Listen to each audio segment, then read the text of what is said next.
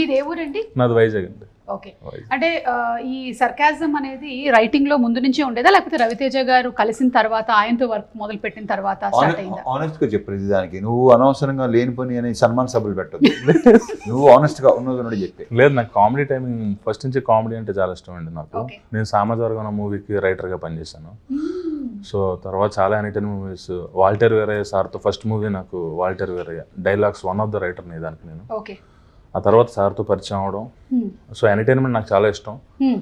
Maximum entertain చేసే హీరోలు ఎవరైతే ఉన్నారో అందరూ నాకు బాగా. సో రవితేజ గారు అందులో లీడింగ్ కాబట్టి ఫస్ట్ ఆయనకి అప్రోచ్. అందులో రవితేజ గారు ఫస్ట్ ఎంటర్టైనింగ్ హీరోస్. ఏదో పదం వాడారు. నాకు ఇలా దూరంగా నిలబడి ఉన్నాడు, వాళ్ళ దగ్గర షూటింగ్ జరుగుతుంది, దూరంగా నిలబడి అలా చూస్తాడు.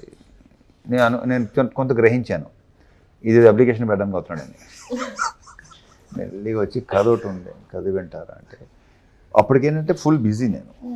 అంటే కమిట్మెంట్స్, బిజీ అంటే బిజీ, కమిట్మెంట్స్ బిజీ అనుకుని దీనికి 1 year పట్టింది దీని అంకమ్మ.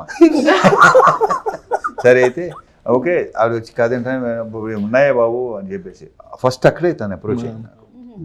మెల్లిగా తాయితీగా ఉంటాడు. కానీ అప్పటికే మీ దగ్గర ఇంకో 2-3 కథలు వేరే అదే నైనా పొందినది. కానీ వచ్చి దాన్ని నాకు చెప్తానంటే కొంచెం వెయిట్ చేయాలి అబ్బాయి అనగానే చిన్న డిసప్పాయింట్ ఎక్స్ప్రెషన్, వెయిట్ చేయమంటున్నాడు ఏంటని చెప్పేసి. తర్వాత మళ్ళీ అప్రోచ్ కథ వింటాం. ఎలా ఇచ్చారు మీరు డిసప్పాయింట్మెంట్ ఎక్స్ప్రెషన్? ఒకసారి ఇప్పుడు నాకు చూడాలి. అంటే కాదు, ఇప్పుడు కష్టం. అన్నీ అయిపోయినాయి కదా, ఇగో పోస్టులు కూడా తగిలేసినాయి, ఇంకో అలాంటివి ఏమి ఉండవు, అయిపోయింది కదా, పని అయిపోయింది కదా.